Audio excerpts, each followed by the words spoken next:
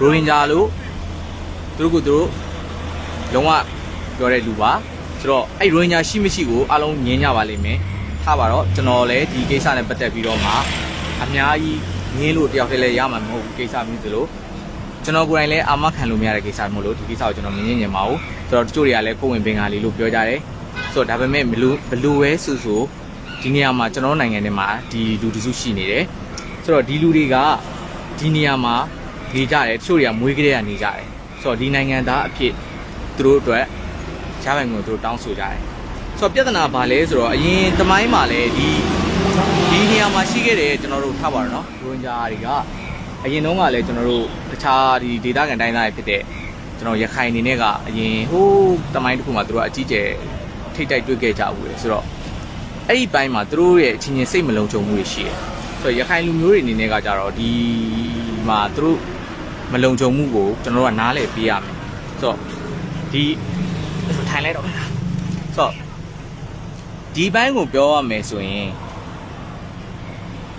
်ကျွန်တော်တို့စစ်တပ်ကဒီလူတွေအပေါ်မှာရက်ဆက်ဖြိုခွင်းခဲ့တာတွေကတော့အမှန်ပဲဗျတော့ဟို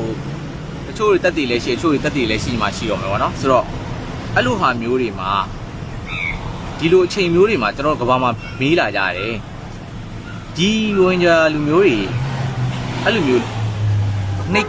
နှိတ်ကုတ်ခံရတဲ့အချိန်တော့ဒီကျွန်တော်တို့မြန်မာလူငယ် activist တွေဘယ်ကိုရောက်နေကြလဲဆိုတဲ့ဟာမျိုးပေါ့နော်ဆိုတော့အဲ့ဒီမိကွန်းကကျွန်တော်တို့အတွက်တကယ်အကျက်ရိုက်စီမိကွန်းဖြစ်လို့ဒီချိန်မှာအသုံးဝင်တဲ့မိကွန်းလည်းဖြစ်တယ်ဆိုတော့ကျွန်တော်တို့ပထမဆုံးဟိုဘာဖြစ်လို့ကျွန်တော်တို့ဒီအားကိုအရင်ဆုံးမှာရိုဟင်ဂျာကိုကျွန်တော်တို့လက်မခံလဲလို့တွန့်လင်းပြောရတော့ကျွန်တော်တို့အမေစုရောက်မယ်ပြီးခဲ့တဲ့တက်တန်းအစိုးရတက်တန်းကအမေစုမှာတာဝန်အရှိဆုံးဖြစ်တဲ့အတွက်မေစုကလက်မခံဘူးဆိုကျွန်တော်တို့ကလက်ခံလို့မရဘူးဒါဘာဖြစ်လို့ကျွန်တော်တို့ကနောက်ကရက်မှရမှာတကယ်တမ်းအဲ့ဒီချိန်မှာတာဝန်ယူမှုတာဝန်ခံမှုကလည်းသူတို့ဒီ NLD အစိုးရပေါ်မှာအများကြီးမူတည်တယ်ဆိုတော့ဒီလိုအချိန်မျိုးမှာကျွန်တော်တို့က we stand with မေစုနော်လုပ်ခဲ့ရတယ်ဒီလိုအချိန်မျိုးအခုခါမျိုးမှာတော့ဒီပြဿနာတကဘာလုံးကလည်းအစဆွဲခြင်းတယ်ဆိုတော့ကျွန်တော်တို့ကဒီ democracy နဲ့စစ်အာဏာရှင်ကိုထုတ်ချခြင်းစိတ်က democracy ကိုချစ်မြတ်လို့စိတ်နဲ့လိုချင်တဲ့စိတ်နဲ့စစ်အာဏာရှင်ထုတ်ချခြင်းတဲ့စိတ်ကဘယ်လောက်ထိအင်အားရှိတယ်လဲပေါ့မူတည်ပြီးတော့မှဒီကျွန်တော်ဒီအောင်အသုံးချလို့ရတယ်ဆိုတော့ဒီချိန်မှာကျွန်တော်လုပ်လို့ရတာကကျွန်တော်တို့ကျွန်တော်ဒီအပိုင်းမှာကျွန်တော်30ချက်မဟုတ်အရှိတရားကိုပဲကျွန်တော်ပြမယ်နော်ဆိုတော့အဲ့မှာရှိတဲ့ရိုဟင်ဂျာလူမျိုးစုတွေကမိတို့ပင်ဆိုစီကမူကျွန်တော်ဒီနေရာမှာသူတို့ကနေခဲ့ကြတယ်အဲ့တော့သူတို့မျိုးစင်တယ်နေခဲ့ကြတော့ဒီနိုင်ငံသားသူတို့ဒိန်းတွေပေါ့သူတို့ပေးကိုပေးရမယ်နေတာရှိဆိုတော့အဲ့ဒါကဘယ်ဆိုကတက်ဟိုတစ်ချိန်မို့တစ်ချိန်မှာဒါကရင်ဆိုင်ရမယ့်ကိစ္စဆိုတော့ဒါကျွန်တော်ပြောတာမဟုတ်ဘူးနော်ဒါဖြစ်လာမယ့်ကိစ္စတကဘာလုံးကလည်းဒါကိုပြောထားပြီးသားအဲ့တော့ဂုံတိတ်ခါရှိမဲ့အစိုးရတစ်ခုဖြစ်မယ်ဆိုတစ်ချိန်ချိန်မှာတယောက်ကတော့ဒါကိုလက်ခံသွားရလေโอเคဆိုတော့အဲ့မှာလက်ခံတဲ့အချိန်မှာပြဿနာပါလဲဆိုတော့ဒီလူမျိုးစုကိုကျွန်တော်တို့ဒီဘာလို့လက်မခံနေတာဆိုတော့နှစ်ချက်ရှိတယ်တစ်ချက်ကကျွန်တော်တို့ဘာသာရေးကြောင့်ဘာသာရေးကတော့သူတို့ရဲ့ဘာသာရေးနဲ့ပတ်သက်တဲ့ဥစ္စာကရှင်းတယ်သူတို့ဘာသာရေးမှာကျန်တဲ့ဥစ္စာတဲ့အကျန်းဖတ်မှုထက်သူတို့ရဲ့ပညာမတတ်မှုကပြဿနာသူတို့အပညာမတတ်တဲ့ခါကျတော့ခလီးမွေးဖွားနှုံးကအရင်ကြောက်ဖို့ကောင်းတယ်ကျွန်တော်တို့နိုင်ငံကငကိုတွေကမှဆင်းရဲတယ်အဲ့ဒီအချိန်မှာဒီလိုမျိုးအဲ့ဒီလူငယ်ရဲ့ခလီးပေါက်ဖွားနှုံးကဘင်္ဂလားဒေ့ရှ်လူမျိုးကပေါက်ဖွားလာခဲ့ရင်ကျွန်တော်တို့ကအရင်တိုင်းပြည်ကအရင်ဒုက္ခရောက်သွားမှာဆိုတော့ဒီလူတွေကိုအဲ့လိုမျိုးဝင်နေဖြစ်ဖို့အတွက်ဆိုရင်သူတို့ကိုပညာသင်ပေးရမှာကျင်းနေပေါက်သူတို့ကိုပညာသင်မရမှာဆိုတော့ကျွန်တော်သိသလောက်ဆိုရင်အဲ့ရိုဟင်ဂျာလူမျိုးတွေကဒီထဲမှာဟိုကျွန်တော်တို့ဒီပုံမှန်နေတဲ့ထဲမှာကိုရှိတယ်ကျွန်တော်လုံးဝ shock ရတာဆိုတလောဆိုရင်ကျွန်တော်ရဲ့ဟိုခင်ရတဲ့တငယ်ချင်းတယောက်ကသူကရိုဟင်ဂျာလူမျိုးပါလို့ပြောလာတယ်ဆိုတော့ကျွန်တော်တော့ shock ရသွားတယ်ဟာအဲ့လိုရှိရလားဗောနော်သူပြောပြတယ်ရိုဟင်ဂျာနဲ့ဘင်္ဂါလီနဲ့မတူစာရီလည်းမတူသူတို့ဟိုရေဘွားအဖြစ်တော့ကျွန်တော်အမြင်မှာတော့မခွဲနိုင်တဲ့ဟာရှိပေမဲ့သူတို့တော့မတူဘူးဆိုတဲ့ဟာမျိုးသူကပြောပြလာတယ်ဆိုတော့ okay အဲ့လိုမတူညီဘူးဆိုရင်ဒီလူမျိုးတွေကဒီထဲမှာနေထိုင်တဲ့အခါမှာကြတော့ကျွန်တော်နဲ့တသားတည်းဖြစ်ပြီးတော့ပျောက်သွားတယ်ဟောဆိုတော့အဓိကပြဿနာသူတို့ပညာမတတ်လို့အဲ့တော့ဒီလူတွေကိုကျင်းနေပေါ့လက်ခံရတော့မယ်ဆိုရင်ခုနပြောသလိုတနေရာထဲမှာအဲ့လိုမျိုးထားလိုက်ရင်ခုနလိုရခိုင်တွေအတွက်ရခိုင်လူမျိုးတွေအတွက်အနေရှိအတွက်အားကြောင့်မလို့ကျွန်တော်တို့အခါပိုင်းမှာပြောသလိုဒါကနိုင်ငံသားဖြစ်တည်မှုဖြစ်တဲ့အပြင်ကိုနေရာအနှံ့ကိုဖြန့်ပြီးတော့မှသူတို့ကိုထားပြီးတော့ပညာသင်ပေးလိုက်ရင်ရှိမှာတော့ဟိုတိုင်းပြည်အတွက်လည်းကောင်းမယ်ပြီးဂုဏ်သိက္ခာရှိလာမယ်နောက်တစ်ချက်ကဟို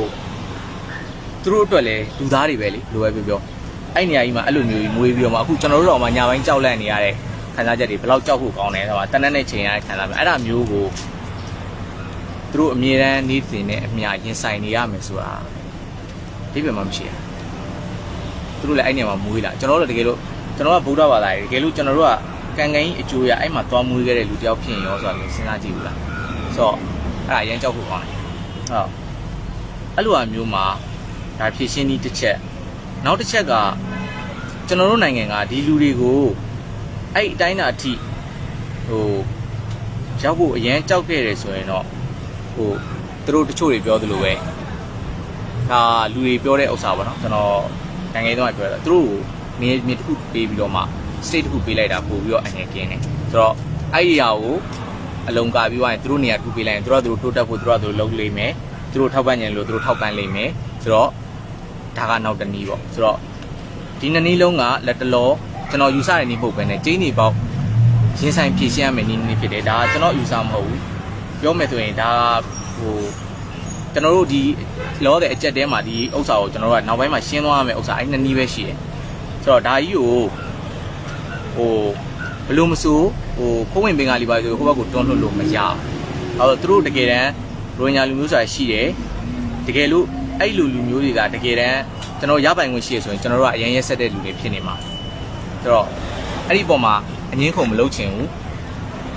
ဆိုတော့ဒီအချိန်မှာကျွန်တော်နားမလဲတာကမေစုကအဲ့ဒီကိစ္စနဲ့ပတ်သက်ပြီးတော့မှရခိုင်လူမျိုးတွေဘက်ကနေရက်တီပြီးတော့မှပြောပြီးသွားတာပေါ့နော်ဥမာချင်းတို့ပြောရိုဟင်ဂျာကိုကျွန်မမသိပါဘူးဆိုတော့ဒါပေမဲ့ဘာဖြစ်လို့လဲမသိစစ်တပ်ကဘလူမြန်စီယုံရေးစွမ်းရည်နဲ့ဘလူတွေကလောက်ကလေးလုပ်လာမယ်ရခိုင်လူမျိုးတွေကမေစုကိုမုန်းကြတယ်ကျွန်တော်သိသလောက်ပေါ့ဆိုတော့နောက်တချို့တွေပေါ့နော်တချို့အကုန်လုံးတော့မဟုတ်ပါဘူးဆိုတော့နောက်တစ်ချက်ကဖြစ်ချင်တော့လေဒီဘက်ကဒီနိုင်ငံတကာအတိုင်းဝိုင်းကခုနပြောသလိုဒီရိုဟင်ဂျာဘက်ကထောက်ခံတဲ့လူတွေကလည်းမေစုကိုမုန်းကြတယ်ဆိုတော့စစ်တပ်ကတော်တော်ကြီးကိုဒီနေရာမှာဒီကိစ္စကိုတော်တော်ကောင်းကောင်းမွန်မွန်အသုံးချသွားနိုင်တယ်ဆိုရှိတယ်အဲ့တော့ကျွန်တော်တို့ကဒီချိန်မှာသူတို့အဲ့ဒါကိုပြန်အသုံးချပြီးတော့မှအမှုတွဲရမယ်ပေါ့နော်တကဘာလုံးမှာခင်ဗျားတို့ခုနဖြစ်စီခြင်းနဲ့ခုနလိုအရေးယူပေါ့နော်စီရအရေးယူဆိုတဲ့ဟာမျိုးမှာမလွယ်ကူပြစီရအရေးယူဆိုတော့စစ်တပ်တခုရဲ့စစ်တိုက်ပွဲတစ်ခုမှာ budget ရှိတယ်အဲ့ဒီ budget ကိုဘယ်သူကပေးမှာလဲဆိုရယ်ရှိတယ်အဲ့တိုက်ပွဲပြီးသွားရင်ဘာအကျိုးမဲ့ရမှာလဲဆိုတဲ့ဥစ္စာတွေရှိတယ်ဆိုတော့အဲ့လိုဟာမျိုးတွေအတွက်ကိုဆိုရင်အဲ့အကျိုးမြတ်တွေနဲ့ budget တွေအတွက်ဆိုရင်ဘာလို့ရမလဲဆိုတော့ကျွန်တော်စဉ်းစားโอเคကျွန်တော်ပြောတဲ့ဘောပါနော်အဲ့တော့ဒီလိုမျိုးဟာမျိုးမှာအမှုကိုတွဲနေမြတွဲရမယ်ပါဝင်ကိုယ့်ဘက်ကနေ support ပေးမဲ့လူတွေက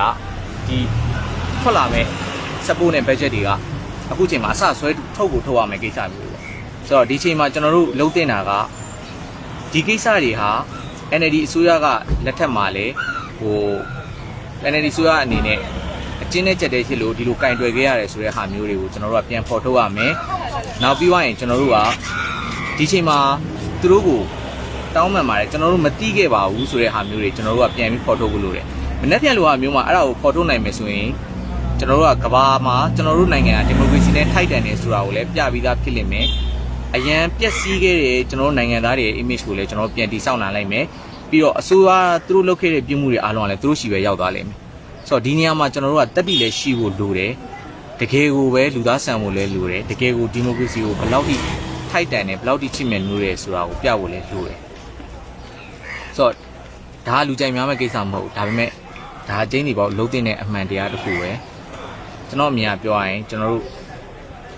crime against humanity ဆိုတာကျွန်တော်တို့ရွယ်မဟုတ်ဘူးသူတို့လည်းခံခဲ့ရတယ်ဆိုတာကိုကျွန်တော်တို့ဒီကသူတို့မပြောနိုင်တဲ့အချိန်မှာကျွန်တော်တို့ကပြောပေးဖို့လိုအပ်တယ်ကျွန်တော်တို့ပြောပြသွားရင်ကျွန်တော်တို့မြန်မာနိုင်ငံအမြင်ကိုမြန်မာနိုင်ငံသားတွေပေါ်ကိုနိုင်ငံတကာရဲ့အမြင်ကပြောင်းသွားလိမ့်မယ်အခုချိန်မှာတခုအကူအညီတောင်းနိုင်ကျွန်တော်တို့အဲ့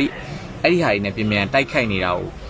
ုတွေ့ကြမှာပါ Facebook မှာဖြစ် Twitter မှာဖြစ်ဆိုတော့အဲ့လိုတိုက်ခိုက်တဲ့ဥစ္စာကိုကျွန်တော်တို့ကပြန်ပြီးရှောင်လွှဲဖို့ဆိုရင်ဘယ်လို့လဲသူတို့မထွက်နိုင်တဲ့အတန်ကိုကျွန်တော်တို့လူငယ်တွေဘက်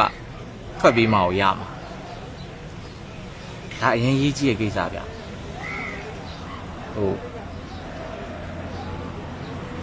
ျဆိုတော့သူတို့လုပ်ခဲ့တဲ့ဥစ္စာတွေအားလုံးကိုကျွန်တော်နဲ့မဆိုင်ဘူးဆိုတဲ့ဥစ္စာကိုကျွန်တော်ဖြေရှင်းမှရမဟုတ်ရင်ကျွန်တော်တို့ကတစ်သက်လုံးမြန်မာလူမျိုးဆိုတာနဲ့racist ကြီးတွေလို့လူမျိုးခွဲခြားတဲ့လူမျိုးတွေလို့မတရားမှုကိုနှုတ်ဆက်နေတဲ့လူတွေလို့ဒီကမ္ဘာလုံးကမြင်သွားမှာဆိုတော့အဲ့ဒါကြီးကကျွန်တော်တို့အတွက်စိတ်မလုံခြုံမှုရှိလို့ဂုဏ်သိက္ခာလည်းအရင်ကျတယ် အဲ့ဒါကြီးကိုကျွန်တော်တို့ကရအောင်ပြန်ဖျောက်ပစ်ကြမှာဖျောက်ကိုဖျောက်ပစ်မှရမှာမဟုတ်ရင်ကျွန်တော်တို့ကဘာမှသွားနေရမှာကျွန်တော်အဲ့ဒါတစ်သက်လုံးခေါင်းငုံနေရမယ်ကိစ္စကြီးဖြစ်လာမှာဆိုတော့ကျွန်တော်တို့ဘလောက်ပဲပျော်ဒါကြီးကဟိုပြန်ပြီးတော့လှန်နိုင်မှာမဟုတ်ဒီလိုအချိန်မျိုးမှာတကဘာလုံးအောင်စိုက်နေတဲ့အချိန်မျိုးမှသာလျင်ကျွန်တော်တို့ရဲ့အတန်ကိုကျွန်တော်တို့ထုတ်မှသာလဲကျွန်တော်တို့ကဒီဂုံသေးခါကိုပြန်ဆယ်နိုင်မှာကျွန်တော်မြန်မာလူမျိုးတွေဆိုကြပါစို့နိုင်ငံရေးချမ်းမှာလှုပ်နေတဲ့လူမျိုးတွေအများကြီးရှိတယ်သူတစ်ပြည့်အစ္စလမ်နိုင်ငံမှာလုံနေတဲ့လူမျိုးတွေအများကြီးရှိတယ်အဲ့လိုလူမျိုးတွေအတွက်ခေါင်းထောင်လာနိုင်မှုဆိုတာကျွန်တော်တို့ဟာဒီစစ်တပ်နဲ့မဆိုင်ပါဘူးဒီစစ်တပ်လုတ်ခဲ့တဲ့ပြစ်မှုတွေပါဆိုတာမျိုးကိုကျွန်တော်တို့ခေါင်းပြန်လှန်ဖို့ခေါင်းပြန်ဖော်ဖို့ဒီနည်းလမ်းပဲရှိရယ်ဆိုတော့ဗမာတွေကအများကြီးပါတခြားနိုင်ငံတွေမှာလှုပ်နေကြတာခုဆွေမျိုးတာဝိုင်းနေတဲ့မှာလည်းရှိရတယ်သူတို့ရဲ့လုံခြုံမှုအတွက်သူတို့ရဲ့ဂုဏ်သိက္ခာအတွက်ကျွန်တော်တို့ကအတန်ကိုထုတ်ရမယ် sorry we didn't know that ဆိုတဲ့ဟာမျိုးတွေအတန်ကိုမနှက်ပြန်လို့မင်းနေမျိုးမှာကြည်ကြဲလန်းလောင်ဖြစ်ရမယ်ဘာလို့ဆိုတော့မနေ့ကပြောရတဲ့ issue ထဲမှာဒီကိစ္စတွေမဟုတ်ဘဲနဲ့အဲ့ဒီ issue ကလည်းအကြီးပါတယ်ဆိုတော့ရှိသမျှအင်အားကိုဆရာနာရှင်ကိုဖြုတ်ချဖို့ရှိသမျှအင်အားကိုရယူခြင်းနဲ့ဆိုရင်တော့ဒီ issue ကလည်းအင်အားတစ်ခုအနေနဲ့ကျွန်တော်တို့ယူတဲ့ issue main issue ဖြစ်တယ်နောက်မှကျွန်တော်တို့အားလုံးဒီပေါ်မှာဘယ်လိုပြန်ဖြေရှင်းကြမလဲဆိုတော့တွေးလို့ရတယ်ဆိုတော့လောလောဆယ်မှာဒါအကောင်းဆုံးဖြေရှင်းနေပဲကိုယ့်ရဲ့ဂုဏ်သိက္ခာအတွက်ဆိုတော့ sorry we didn't know that ဆိုတော့ကျွန်တော်အနေနဲ့ကြံပေးချင်ပါတယ်လုပ်တာမလုပ်တာကတော့လူငယ်တွေအပိုင်းမှာကျွန်တော်အနေနဲ့ကတော့ကျွန်တော်တူရဲ့အနေနဲ့ကတော့ကျွန်တော်တို့ကလူသားဆန်မှုလိုအပ်ပါတယ်တကယ်လို့ကိုယ်တိုင်မတရားမှုမှမဟုတ်ဘူးသူများတွေကမတရားခံရရလည်းပြောလို့လိုပါတယ်ဆိုတော့ကိုယ်တိုင်စိတ်မလုံခြုံတဲ့ခံစားမှုတွေသူများတွေခံစားနေတဲ့အချိန်မှာလည်းတတိရှိကာဝယ်ဖို့လိုပါတယ်ပြောဖို့လိုပါတယ်ဆိုတော့သူတို့ကိုပညာတက်ပေးရမယ်ပညာသင်ပေးရမယ်ပေါ့အဓိကတော့နောက်ပိုင်းမှာဖြည့်ရှင်းလို့ရတယ်အများကြီးရှိပါတယ်ကျွန်တော်နိုင်ငံမှာလူတော်တွေအများကြီးရှိပါတယ်ညနေတိုင်းမှာပဲအရေးကြုံဖြစ်လာတဲ့အချိန်မှာကျွန်တော်နိုင်ငံမှာလူတော်တွေအများကြီးရှိရဆိုတာသိပါတယ်သိတာပါတယ်ဆိုတော့ဒီအရေးကိစ္စကိုကျွန်တော်တို့ပေါင်းပြီးတော့ရှင်းလို့ရမှာပါအဖြေတစ်ခုရှိမှာပါလောလောဆယ်ကျွန်တော်တို့ရဲ့ကြာသွားခဲ့တဲ့မြန်မာနိုင်ငံရဲ့ဂုဏ်သိက္ခာကိုပြန်ယူဖို့ကဒီအချိန်မှာအရင်ရေးကြီးပါတယ်ကျွန်တော်တို့မလုပ်ခဲ့တဲ့အပြစ်တွေအတွက်ကျွန်တော်တို့မှာခံရဖို့မထိုက်တန်ပါဘူးအဲ့တော့ဒီဂုဏ်သိက္ခာကိုပြန်ယူဖို့ကကျွန်တော်ဒီအချိန်ပဲရှိပါတယ်ဒီအချိန်မှမဟုတ်ရင်ဘယ်တော့မှကျွန်တော်တို့ပြန်ယူလို့မရပါဘူးအဲ့ဒီအမြင်ကိုကျွန်တော်တို့ပြောင်းလို့မရတော့ပါဘူးတစ်ခွာလုံးပေါ့အဲ့ဒါအရင်ရေးကြီးပါတယ်ဆိုတော့ sorry we didn't know that